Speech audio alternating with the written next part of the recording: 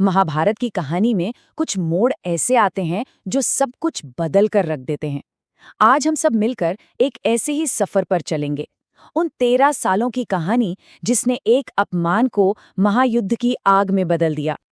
सब कुछ सिर्फ एक खेल से शुरू हुआ था। एक ऐसा खेल जो महज दौलत का नहीं बल्कि इज्जत और आने वाले कल का था।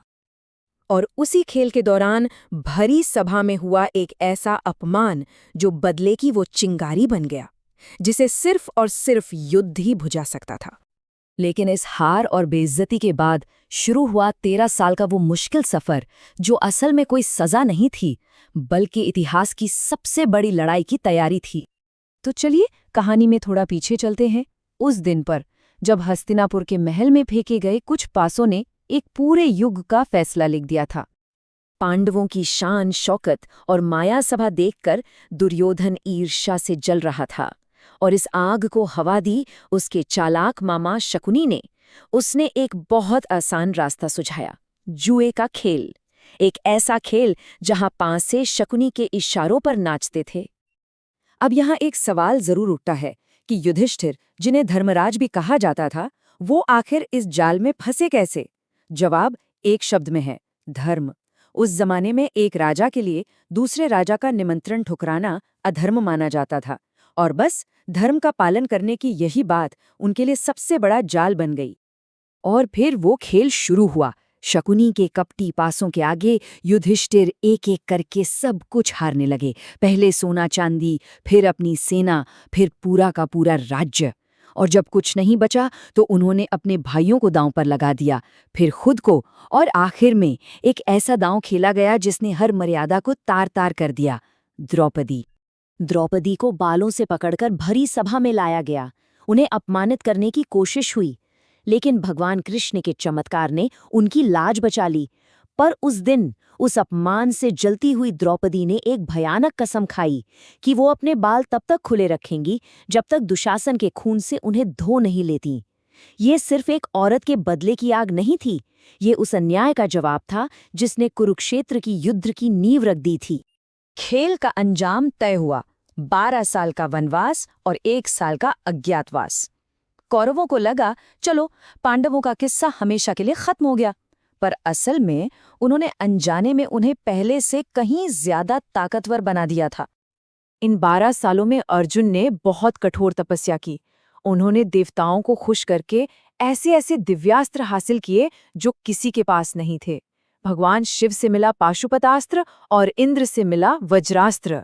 अब अर्जुन अकेले ही पूरी सेना का पासा पलटने की ताकत रखते थे।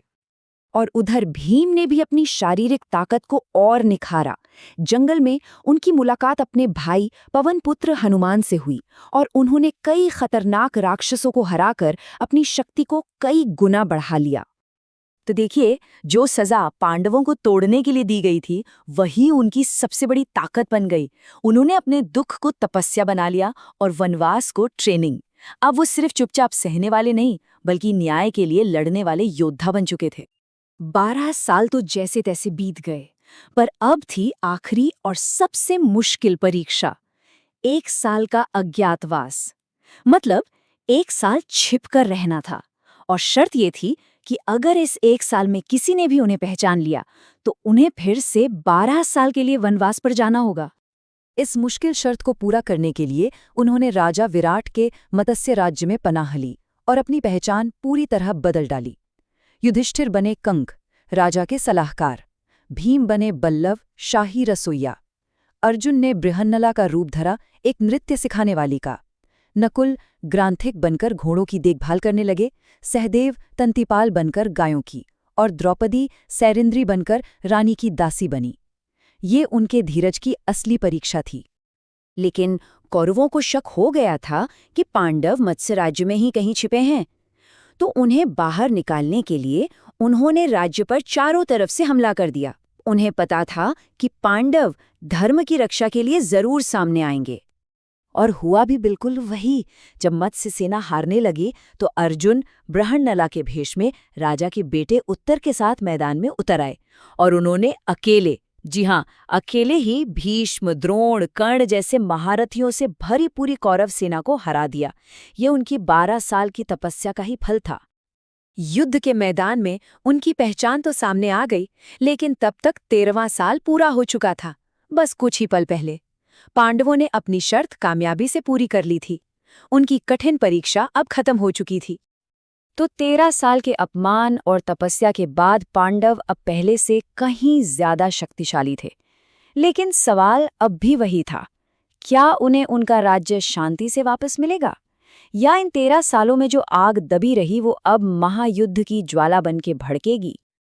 आगे की कहानी में हम देखेंगे कृष्ण का शांति दूत बनकर हस्तिनापुर जाना, कौरवों का घमंड और फिर कुरुक्षेत्र युद्ध का शंखनाद। महाभारत का सबसे विनाशकारी अध्याय अब शुरू होने ही वाला है।